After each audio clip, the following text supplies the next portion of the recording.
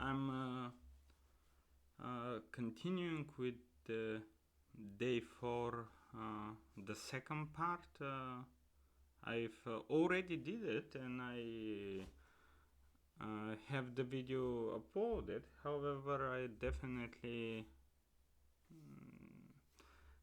didn't get satisfied with the result. For everyone who saw my video for day 4 part 2 already can see that there was a lot of back and forth going between ChatGPT, Bing, me fixing some stuff and so on, and I want to give a second shot. Of course I will upload the previous video and give to everyone that is interested of such videos to see what I try and so on, and again what I tried in real time, so to say, and not pre-recorded video in which I have ideas. I will continue with trying the task again, and I will continue with day 4 part 2, assuming that I have day 4 part 1. And the reason for that is because even in the previous day, when I was doing part 2 from day 3, it seems very hard from ChatGPT to came up with good adjustments of the solution. I think the having the initial conditions and after that having the second part of the task which change some of the initial conditions or add additional requirements because of the way how these big language models are not capable to accommodate any meaning to the task, and they're like stream outputting something that they associate the task with. It seems very hard to have in some place breaking point, and after that to continue from this point and actually to adjust something of the previous information, because of the end of the day memory is necessary. I mean attention is good, but if you have your code generated with given assumption and after that you lose part of this information, you don't remember, so to say, the initial assumption and so on, it seems hard for the model to give a correct output given the input. But I suspect that partly might be because of my prompting, and for that reason I will add here simply one another attempt. I haven't tried. I will try it as in all of my videos live, going through what I'm thinking about and why I'm trying to do it in the way that I'm trying to do it.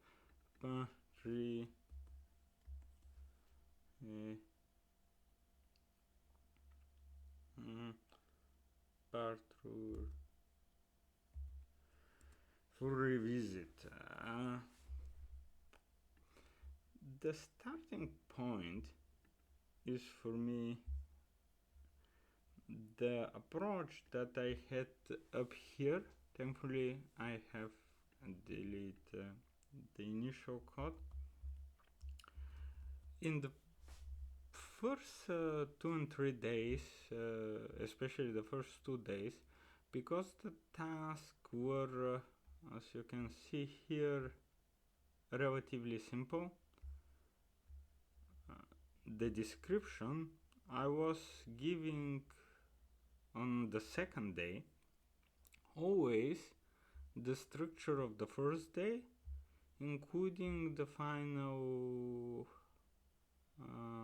program that was working, and after that asking for the second day and expecting to get an answer, taking in account the adjustment that I have done in my part 1.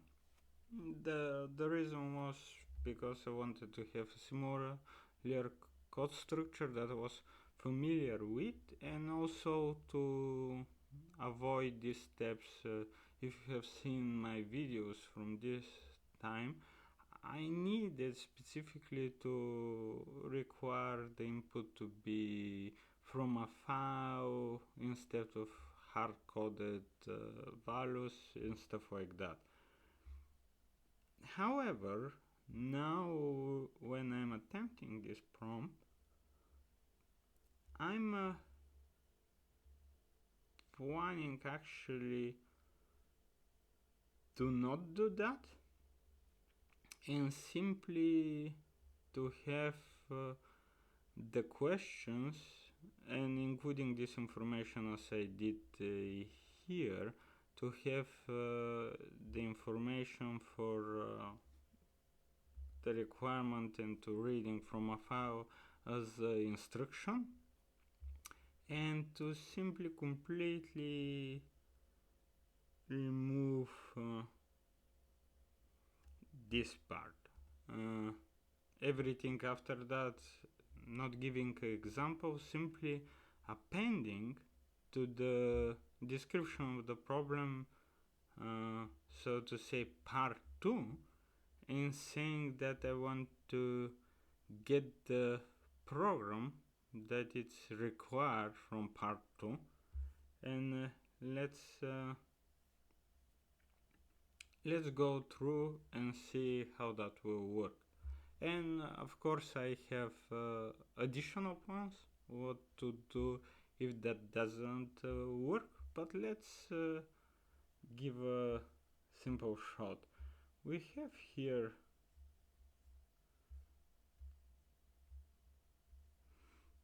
part 2. It starts from here, and what I would assume is I will add the answer of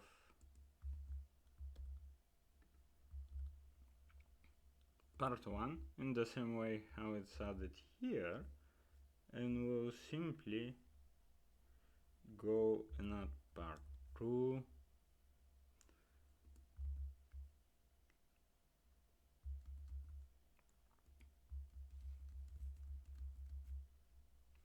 and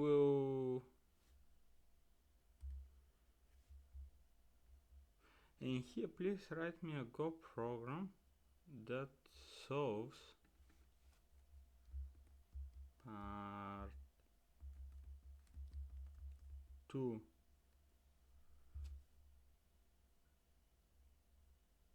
And I don't want comments to the code, or do I? Let's keep the comments. I was removing these comments because they're affecting the token size, and they're like not allowing the model to output the full code. Without them was able to output a little bit more, but let's see. And again, we're simply doing that this time again. Firstly, let me see how big is this stuff. It's 2 times exceeding the size. It's 1.8 from the size of Bing limit, and the token size is 1/3 of the limit for ChatGPT, which is 4,000 tokens, assuming that ChatGPT uses the same tokenizer that OpenAI use in their GPT-3. But let's go and see if that will do anything useful.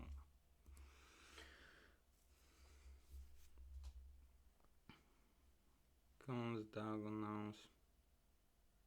Okay, the code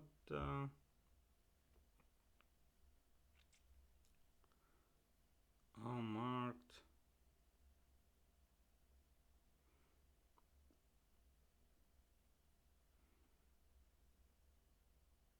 Yeah, I have all this hard-coded stuff.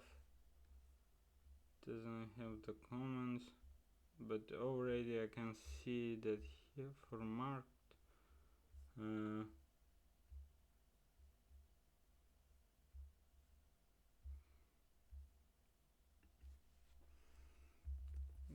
could you read the first line from the output from the input and get the numbers bingo from there instead of having them hard coded. Okay, that's prompt 2. Why I'm doing that, as we saw in the previous videos, we have this sequence of numbers that we want to read from the first line of the file, which is actually done here. No, newborns. Okay, it doesn't. We want this stuff to comes from the file, and let me add this prompt here.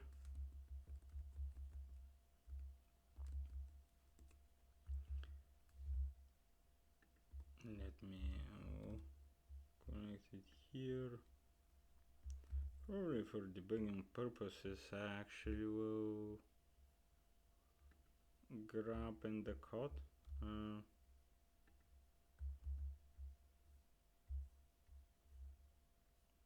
Can I copy the entire cell? Okay, let me look at this. Because someone might want to compare output and stuff like that again. Most of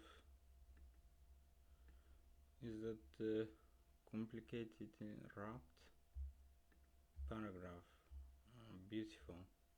Okay, the paragraph is here, this kind of text, and after that I think that it's pre-processed and it's adding this copy and paste and so on, and some indicator that I have actually code chunk and some indicator for the language and all of this styling and so on. Okay, beautiful. And in our case I have it like that, and let's follow this convention. I'll put here go, no pre-tag and so on. That's actually what I'm getting, and I want two things. finish the program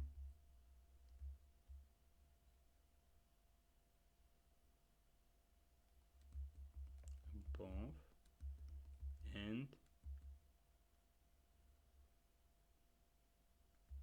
read the numbers for the bingo from the first line of the input. Hard-coded. Okay, I'm kind of satisfied. That's what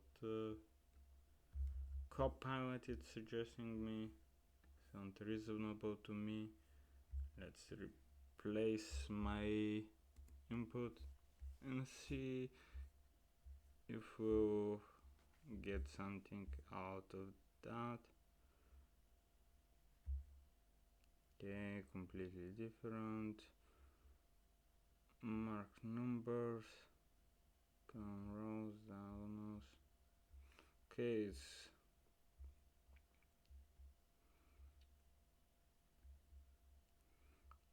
does it do that?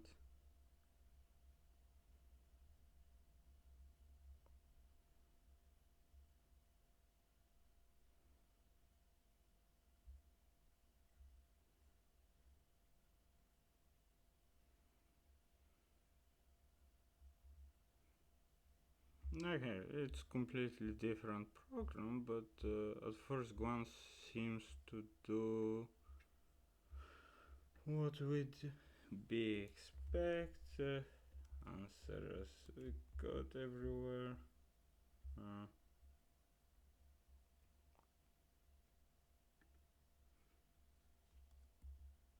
Let's get that question probably.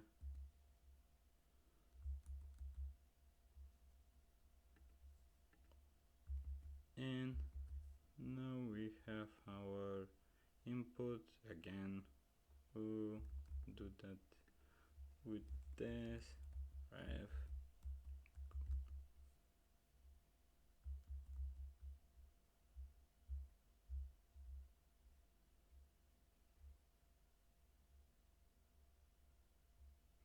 index out of range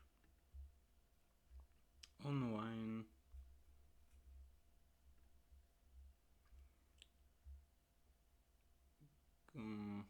11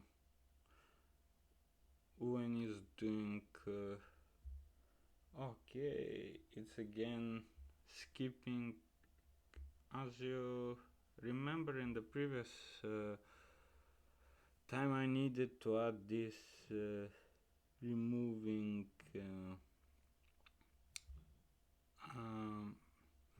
because of the how the input is structured. Here we have like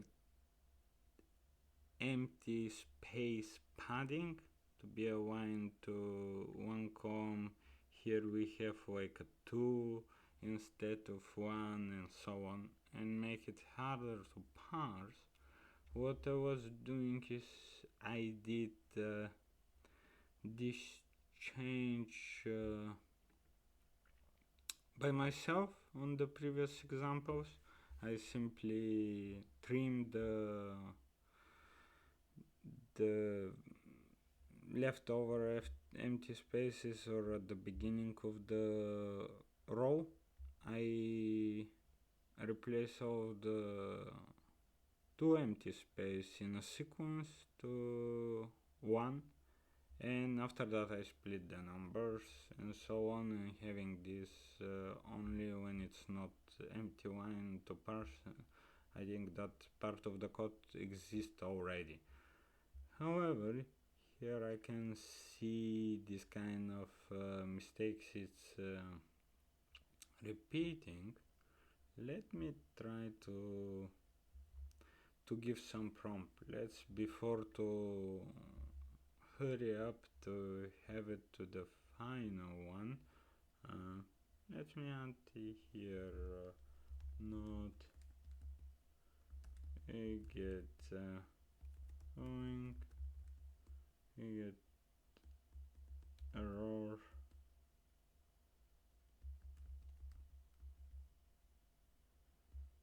not actually. Let's simply put this part of the error runtime error ping and out of index in should get rid of my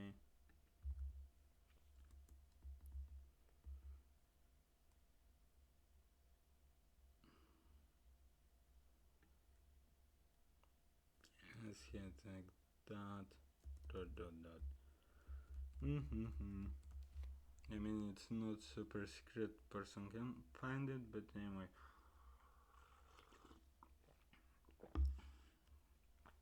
It's where the errors actually happen. And when we are thinking for this error, panning runtime out of range. In the previous video, what I tried is to simply paste the error and so on, and ChatGPT specifically was going to some had very tough time for adjusting for this code simply from the error, because was focusing only on what the error is saying and was adding some checks that are okay, the index is not more than 5 and so on, which overall didn't really solve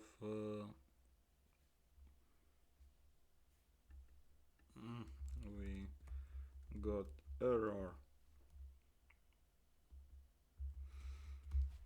And for that let me try this time differently.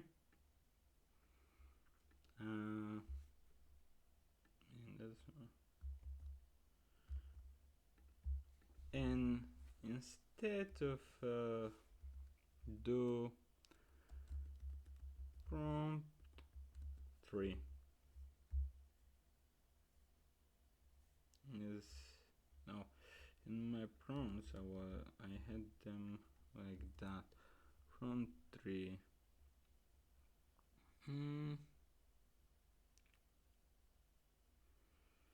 No, I will not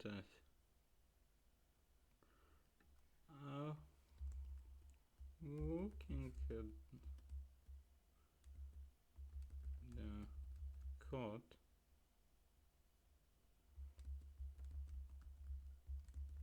like the program does not account for padding spaces in front of some of the boards.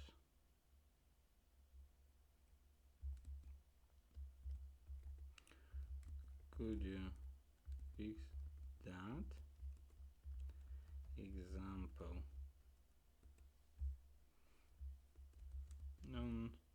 Wine. Which wine in the file is 4.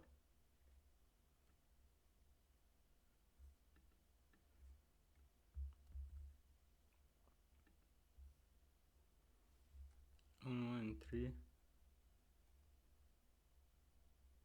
and 4 we have our code thingy. Let's not confuse it. And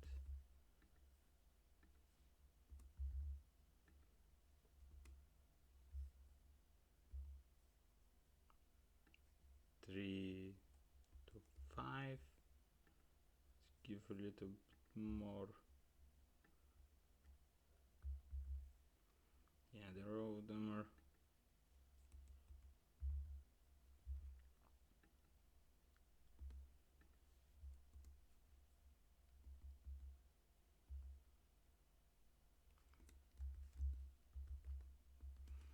solution.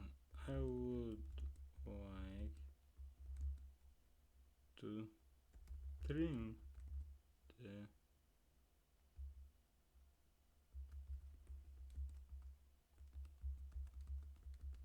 the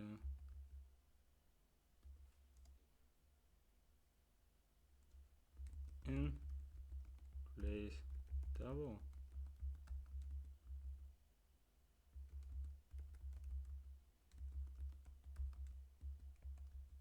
photo.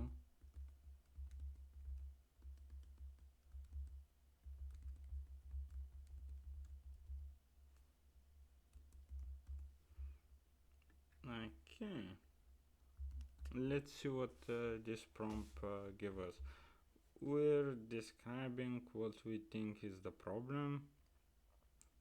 We're saying example, and let's try that. Instead of simply pasting the error we tried previously, I gave a try and it didn't seem to work well. Of course, this language model are unpredictable, and there is very hard to say if there is wouldn't work the next time. But let's try to see if there is some more reliable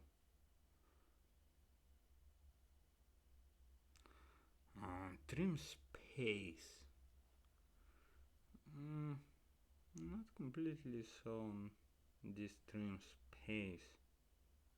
Is it going to trim all the spaces? Yeah, I'm not sure. As I said, I know some Go, but not extremely familiar. Okay, now we are getting to score 0, but let's analyze the code a little bit and see in which point there might be a failure. For I will go once again through the task and will give you short description of what we are doing. Sorry about that I didn't do it at the beginning because in this case I knew. In my previous videos we really look at the task at the time that I'm looking at the task. It's not like I read it previously or saw someone cleverly solving the task and after that showing that, so to say, pre-prepared stuff, or I solve it already for 3 hours and after that showing you how you can solve it for 5 minutes. The point of my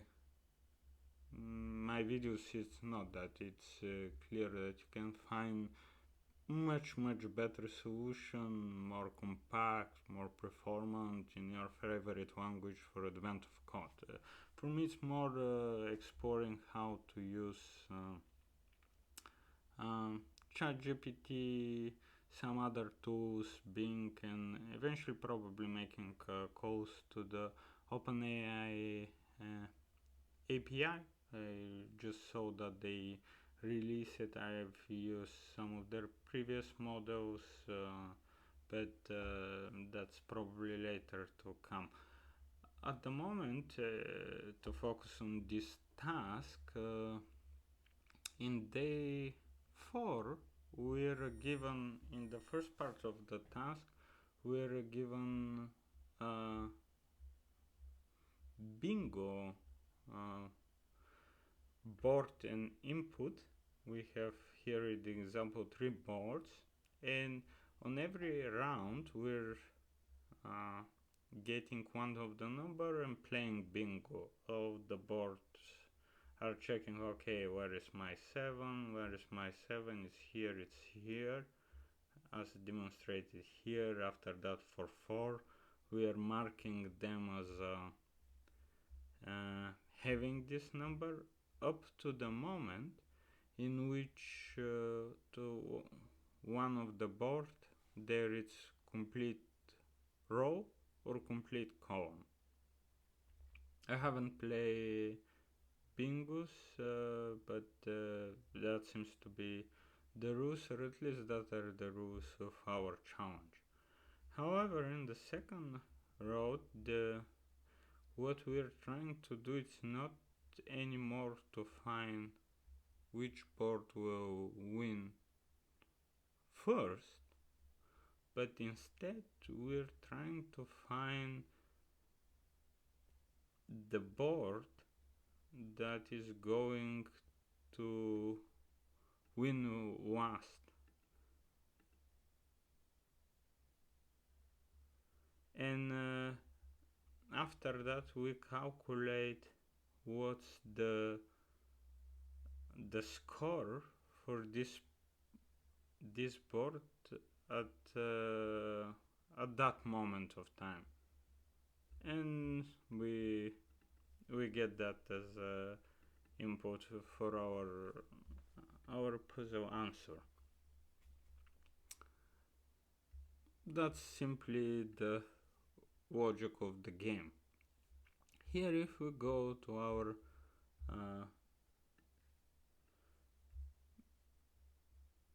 main function, we firstly read the file. After that, start reading the input. Again, to give you an idea, the file is as follows. We have the first row are all of the numbers. The test input and the real input are different. You can see for that I insist the program not to have them hard-coded. Secondly, we have each of the boards separated by empty line, and we have the board numbers. What we would expect is to have one method that's actually getting the content of the file, or it's getting, in this case, the first one, I think it's how it's implemented there with scan, and it's parsing the numbers. After that, it's continuing scanning through the file and it's filling the boards. After that's been done, there should be a third chunk of logic in which we iterate through this list of numbers, or the array in that case, or a queue. It can be implemented in many ways, and we're taking number by number, and it's going to the boards and checking the numbers. We have a structure that contains the board, and we have there the numbers, and we also, in the implementation that I little bit modified the ChatGPT implementation, I simply make another boolean nested array that contains all the corresponding entities as a boolean flags. We have true and false, and we can check, okay, is that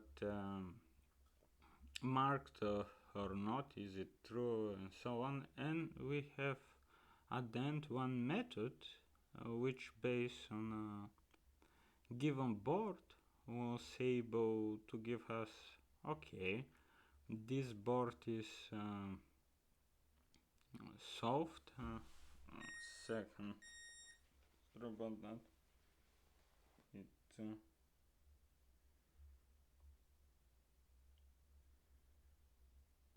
look at that.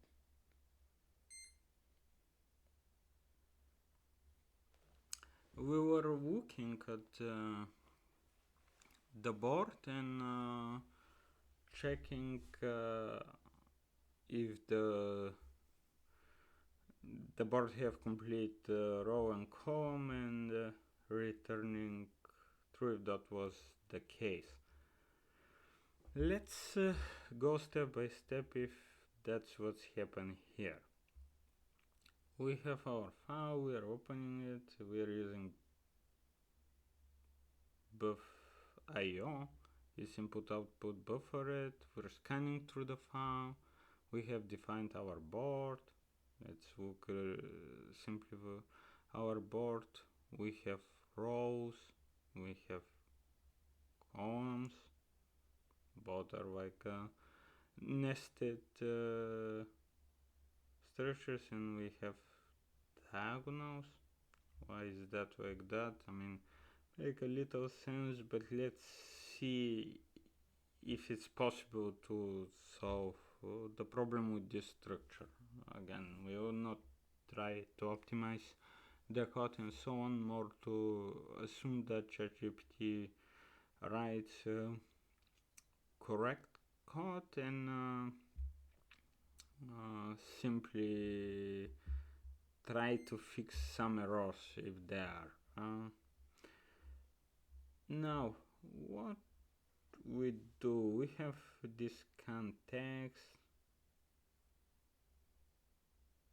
It's returning the most recent generated byte. Okay, that's simply reading from here of the numbers. Let's start printing the numbers. I don't. Okay, that's the first line. Looks completely fine. After that, we're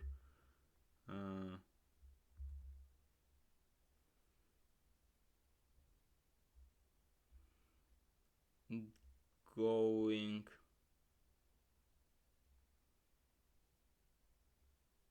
where we store our numbers. We're making rows. We have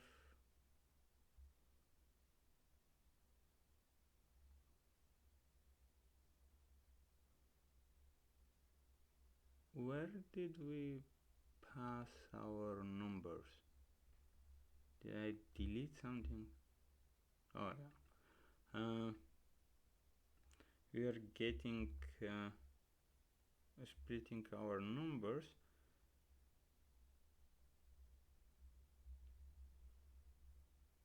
and we're parsing the numbers. But where we parse the numbers? Okay, we parse the numbers every single time? No. Mark number. Okay, that's actually the iteration through the numbers. We have like this range, and we're passing it one by one. Interesting. Okay, it's a possible solution, and going through. Let's before dive in this one, see how our board looks like. Because we can see that here the numbers are fine. What's wrong with our board? Our board is kind of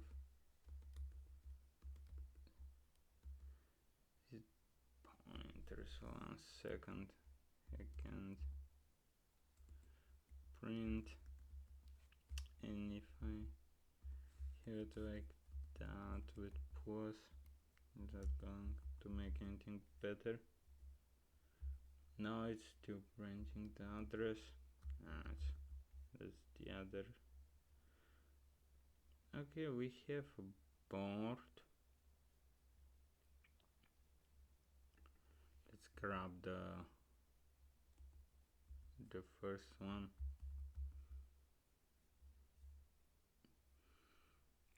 Okay, that's the first board.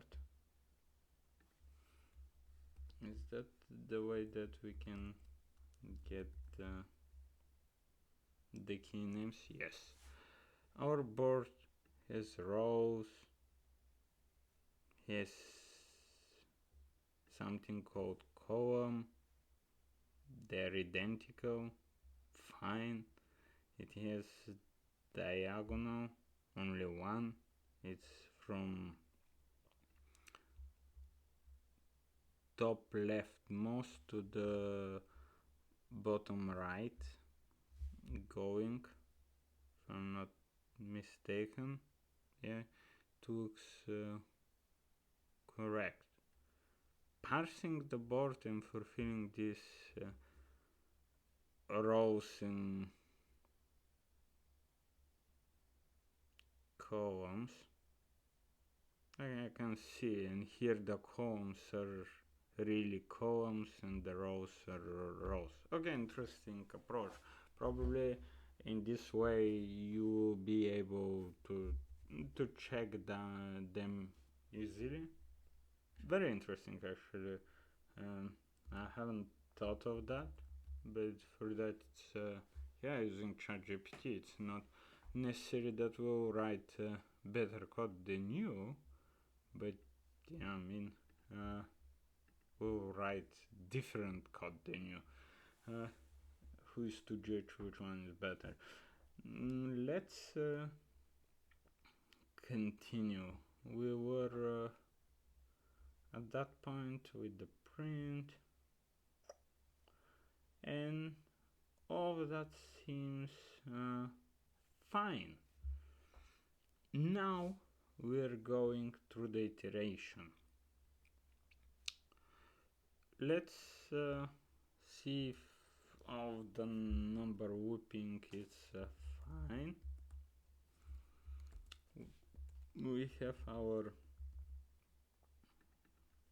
sorry about that, one print line, that simple number.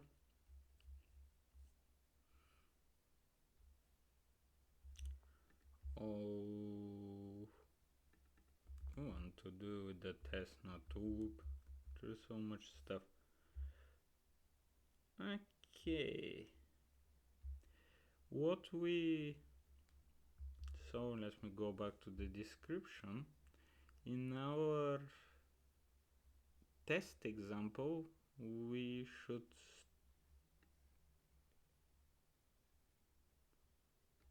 when 13 is called, we should stop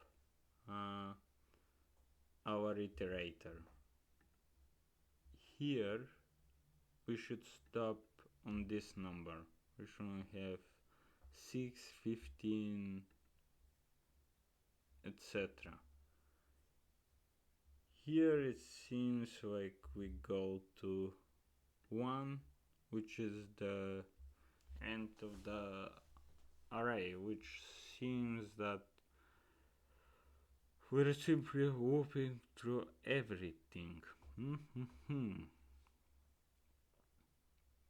Why would that be?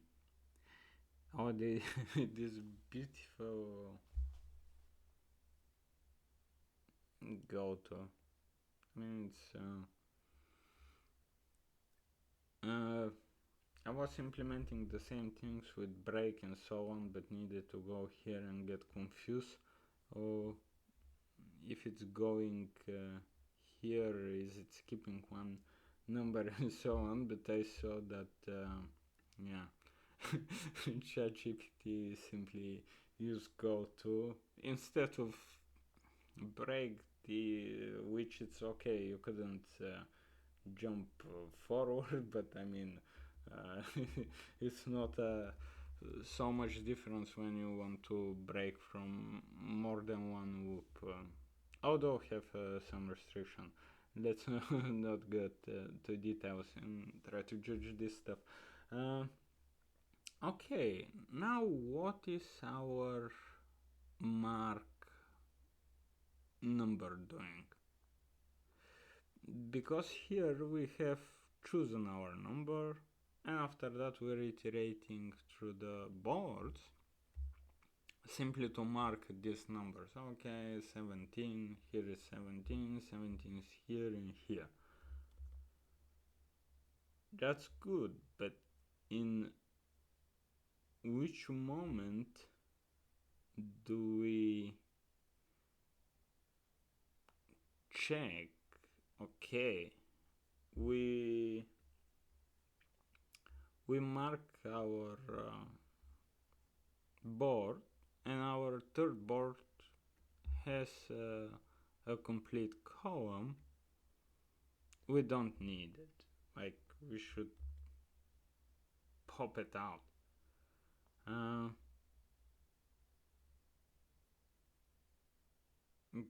To me, it seems like that doesn't happen anywhere. Let's see first what is this doing. We're going to mark false, and it's going through the rows, and it's okay checking in the same loop if this number is on this row on this position marked as like -1. Let me look at the columns that are mirrored and marked as like -1. Very interesting. You make that with one loop, but you have double the memory. Yeah, very interesting. Actually, very, very interesting. And after that, you check that the indexes are matching, and you mark that I, it's for I and J are matching. That's this pass. And you say, okay, it's marked as true.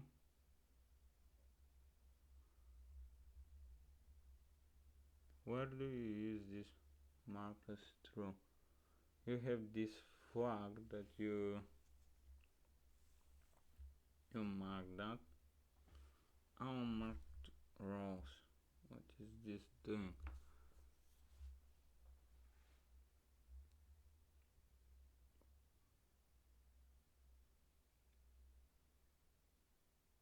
Okay, that's it's checking all of the numbers.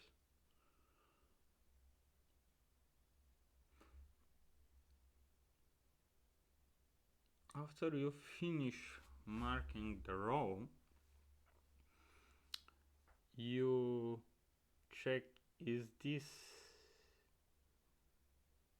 given row now complete? But is it this?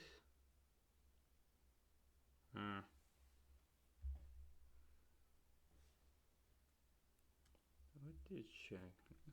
That's so interesting. Print line.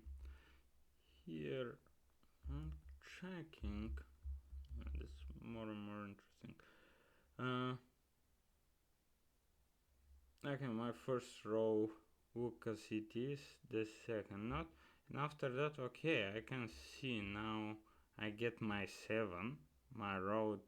When I'm coming here, as you can see, it's not anymore 7, it's 1, and so on, and it's getting to the point that the whole thing is full.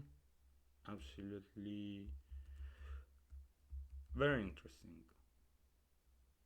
When I have complete row, that I know, okay, this row it's done, so to say, I'm leaving this function with true, and I know that I have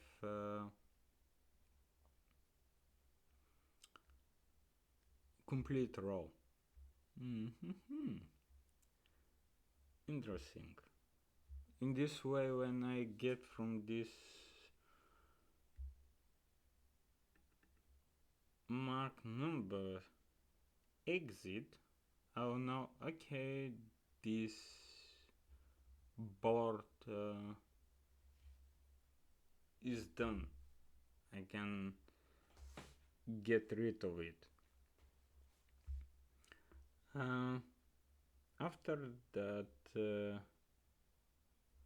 still I couldn't see what I'm using.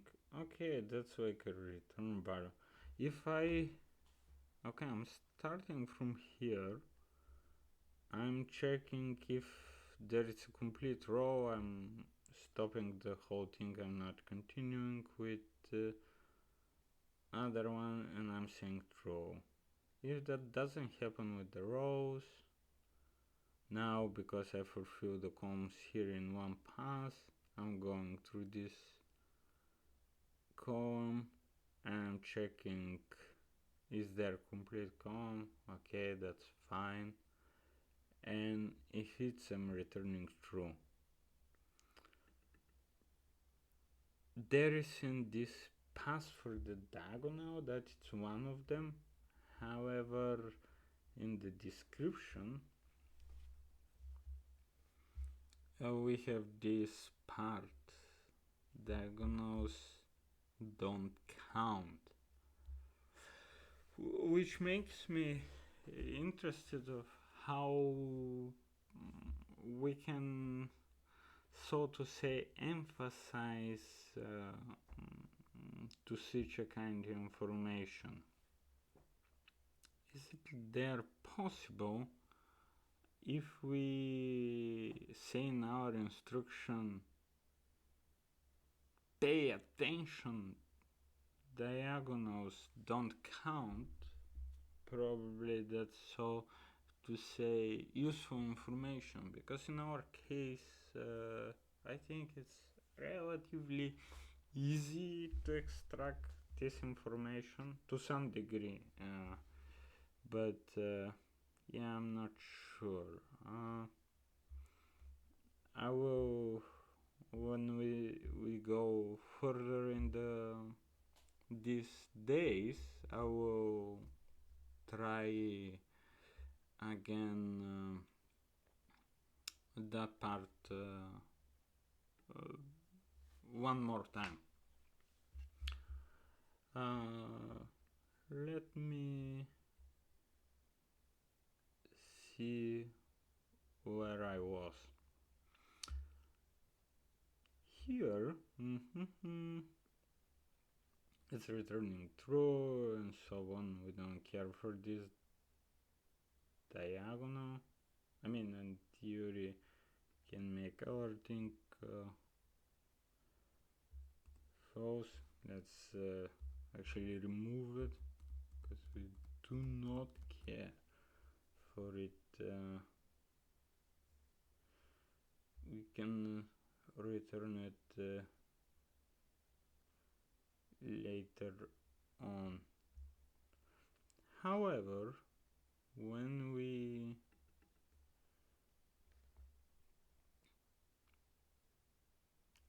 find that our thing mark number, we have our mark number,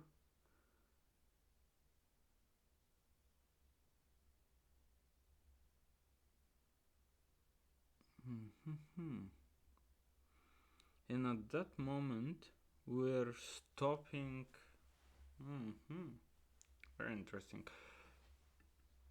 Once we're here, we want, for the given board, we're having a board that is a winner, and we simply stop the loop. We don't check the other boards, and we're going through the next one. To the next number. We have all of them marked.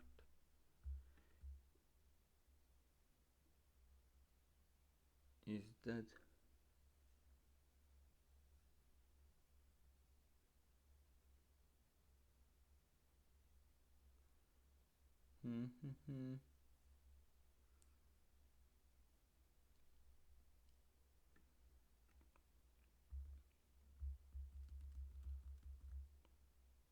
okay, let's assume that I'm thinking that will not work on when there's more than one board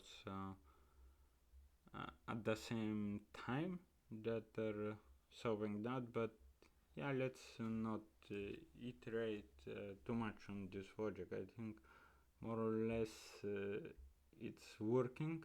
There it's probably stopping when where is the check?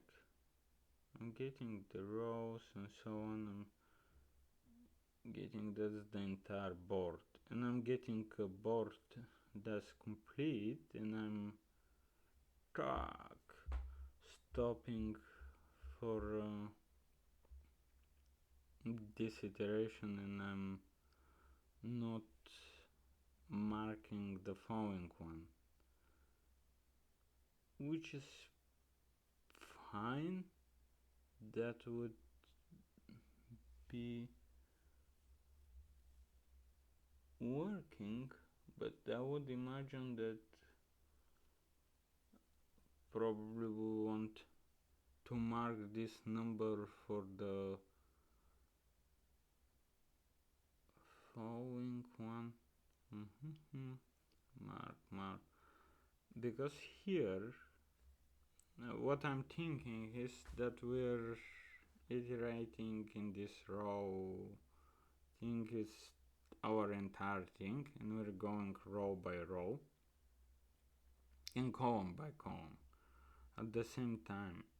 And whenever we see a board that had this true, we're returning, and that's kind of fine.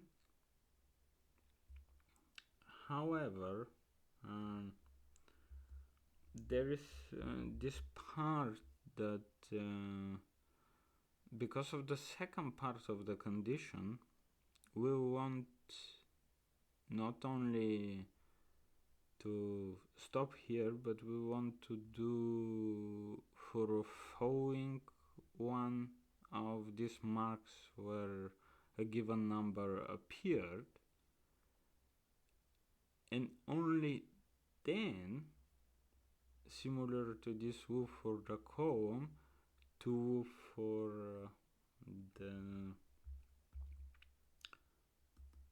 the rows. So to say, we want to have it here for I row.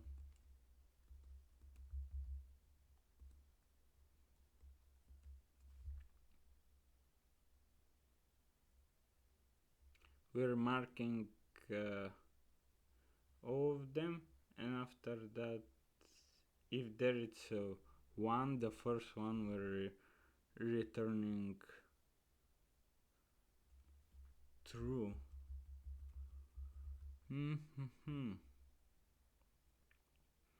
Why is that? Because in the second one, on the second iteration, we want to have our things still marked, because let's go through example here from the code. We're going to marking, and we're getting to having 24, and we're going through the first one. Okay, 24, but we don't have complete row. We mark it. We go to the second one. We have our 24. We mark it, and after that we go here and see. Okay, we have that leaf. However, if this one was first, and we go and mark our 24 and do this early return, we'll stop iterating here on this one and on this one, and we will not have these 24s,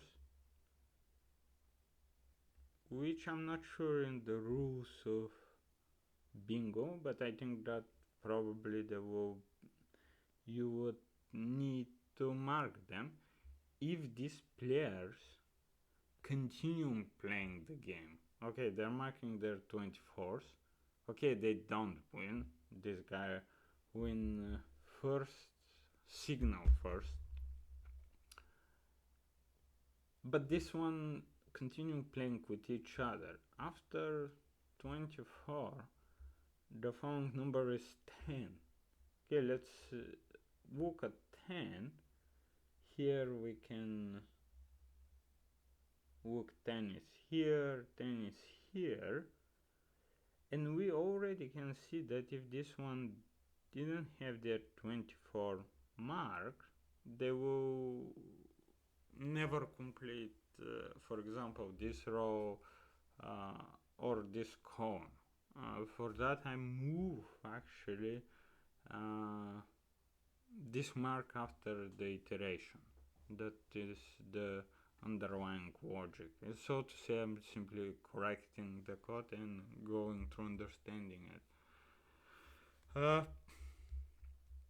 Yeah, I mean, I might actually, let's see how it's going, if I can save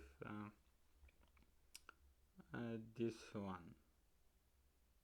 Okay, now we're on that stage, we're getting this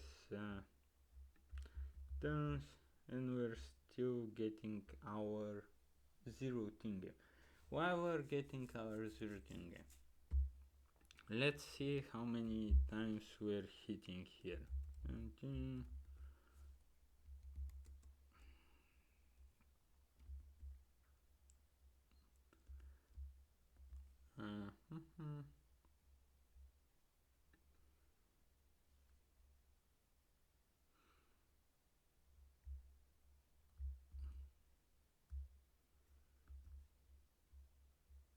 And as we can see, after a given point, and I'm pretty sure the first point will be when we hit 13. No, 7, 4, 9, 5. What is this? We have this true even for the first number. 7, 4,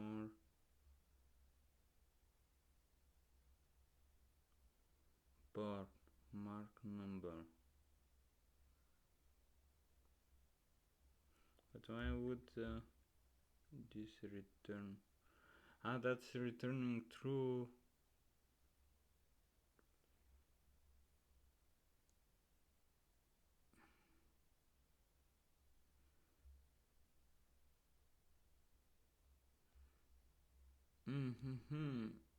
I see, that's simply returning true, but I'm not interested in this number. It's more like a mark number. Is it a winner? And yeah, we simply return false. Obviously, we'll be able to mark the number.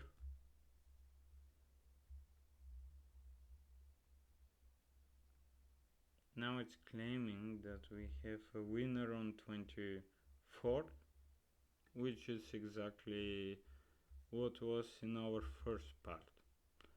Okay, we're getting almost there. We're getting our mark number, which is mark number check winner.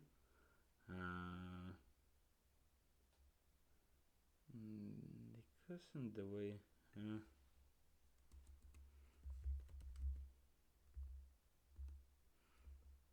no, I don't want to print the board. Forget it. Is winner.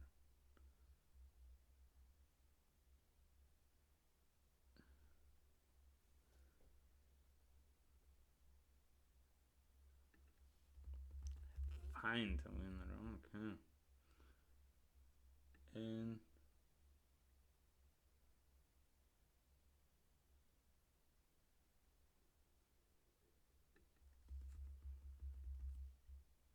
is winner, and in our is winner, we're checking all this stuff.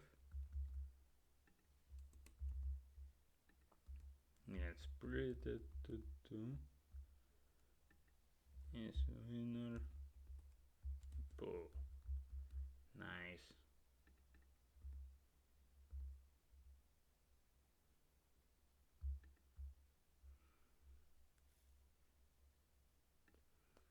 We're marking the number here, and we have board is winner.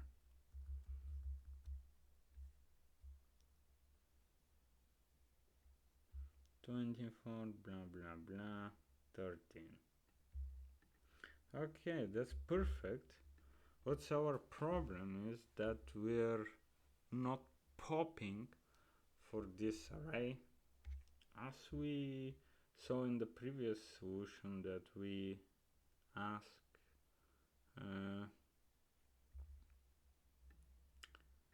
bin. We were popping in such a manner.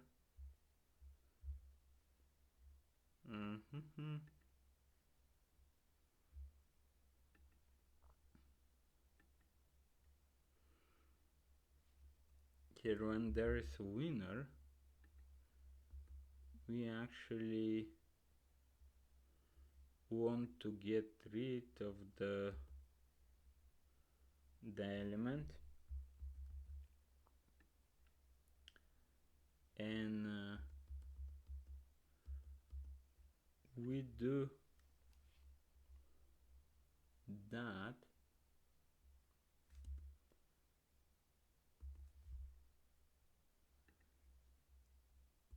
always, and at the moment in which that's actually equal to 1, that means that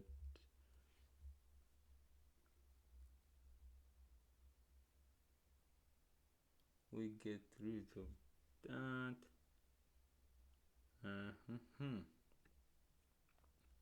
There will be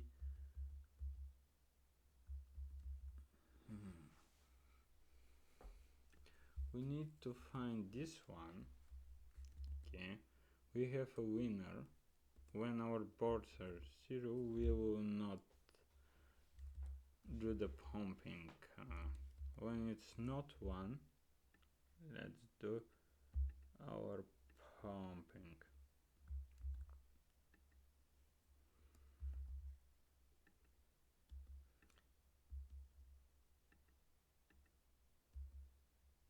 Do we need actually this go to? I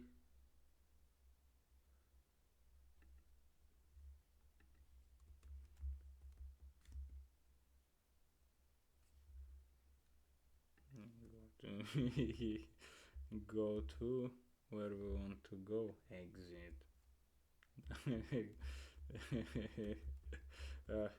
I understand why so many people hate this go to stuff.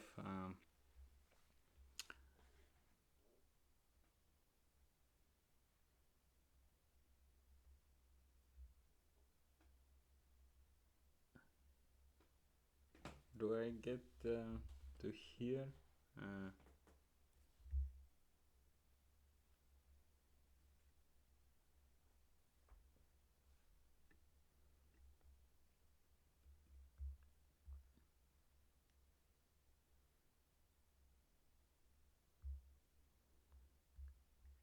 how is this core calculated?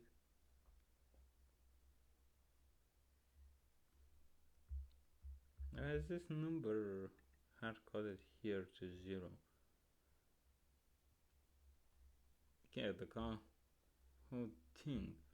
Let's stop with. Let's be more normal and skip this box. Here, when we're iterating, I don't want to do none of this stuff.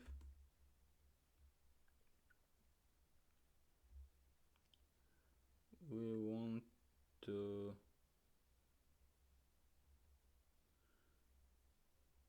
when we have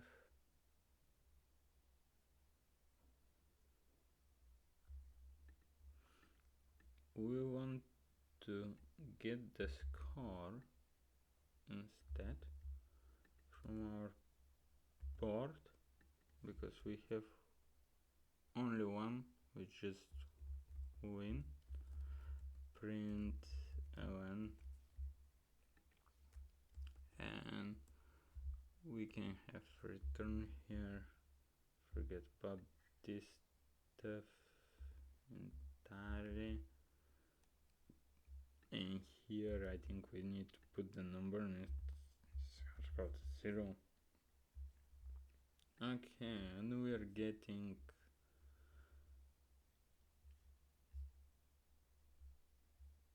the expected number. And what is the reason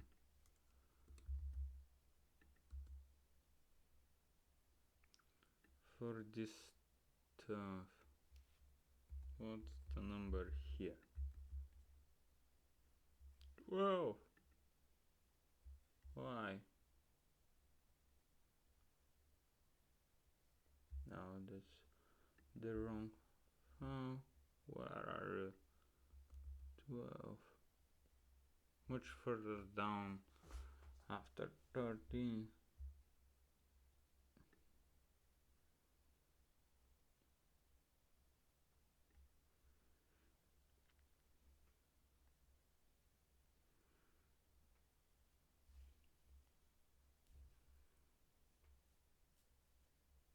What I was doing previously, this is how to take in account this stuff, was I was doing this next and here doing break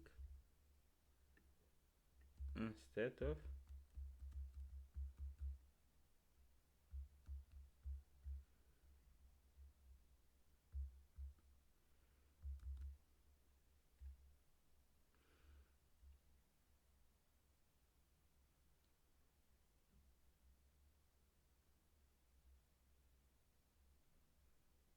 one second. I probably want to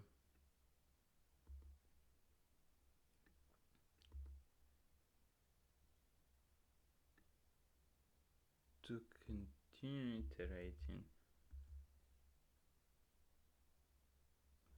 No, that's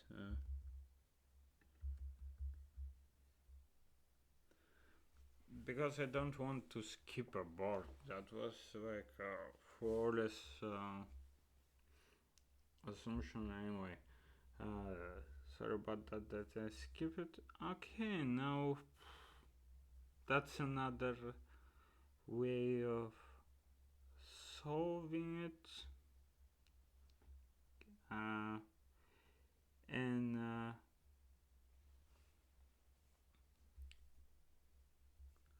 let me name that revisit 1 probably.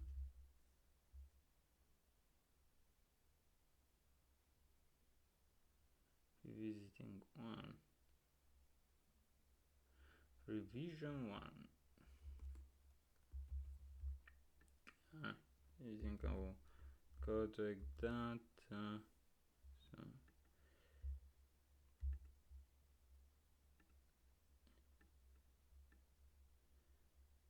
let me save it like that. And I mean, we can read from the other one, but let's make it revision 1.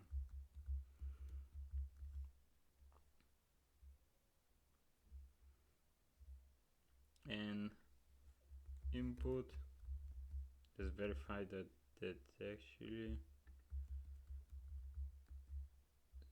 solve the thing, and remove this input. We're not interested. What is sync? Let me copy relative path. Beautiful.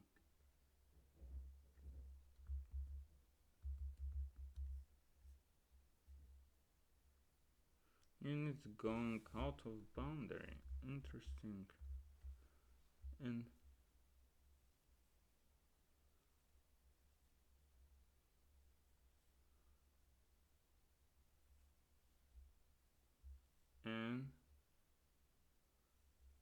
that is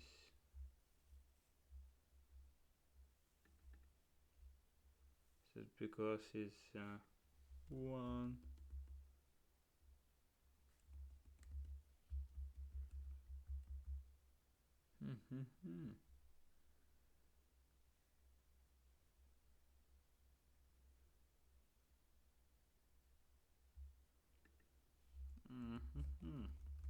Break inner loop. That was how I saw it previously.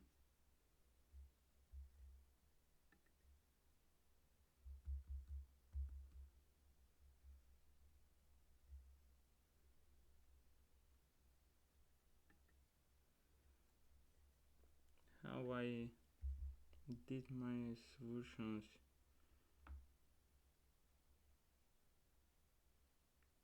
Here is a winner board, and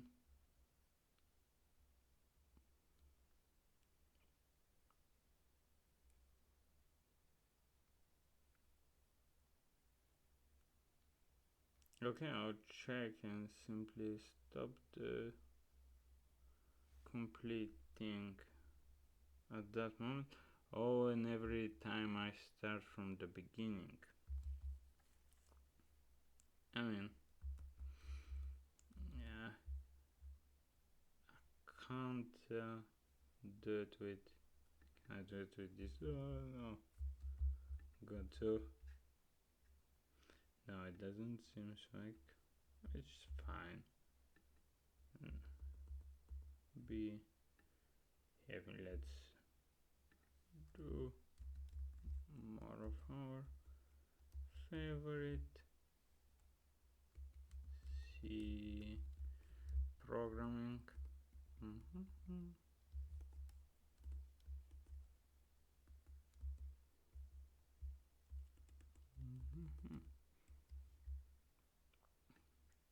Also parts. And what do? We have our ports, we have our ports, enter J, enter J, enter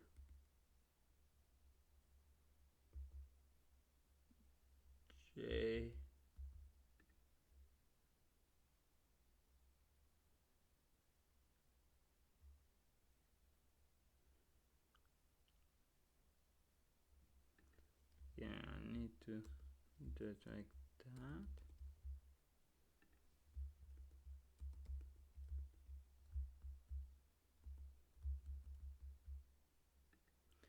Again, I can't. Disgusting. I need to do part. I haven't get like a board. Board. Beautiful. Part. Beautiful. Part.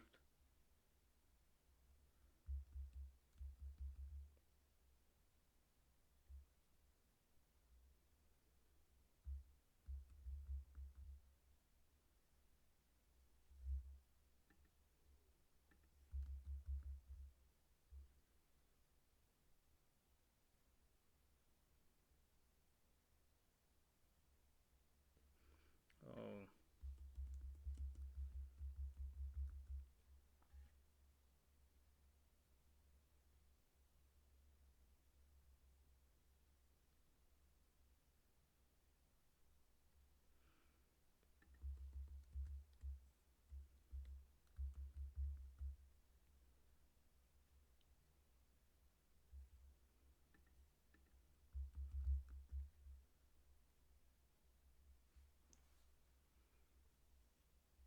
Okay.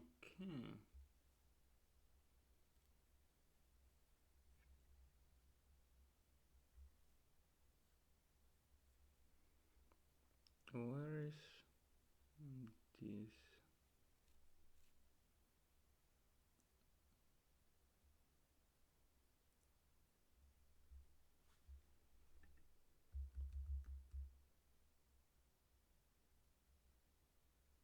No, no, no. That shouldn't be here. What is this box?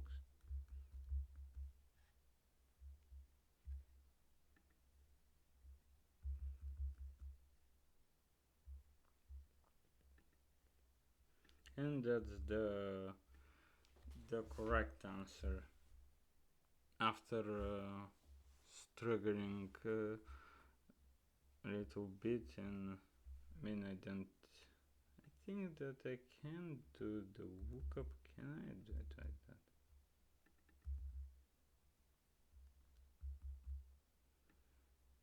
This kind of. I mean, I think it's a bit more clear. And again, here we're using the solutions that I previously came up. I think I simply it was hard for me to simply follow completely the ChatGPT solution, and for that I called that revision one, because I actually will do another video and I will give a third shot on this one. Thank you for your time and see you in the next attempt to solve this in more decent way, and probably shorter. Thank you for your time and see you in the next video.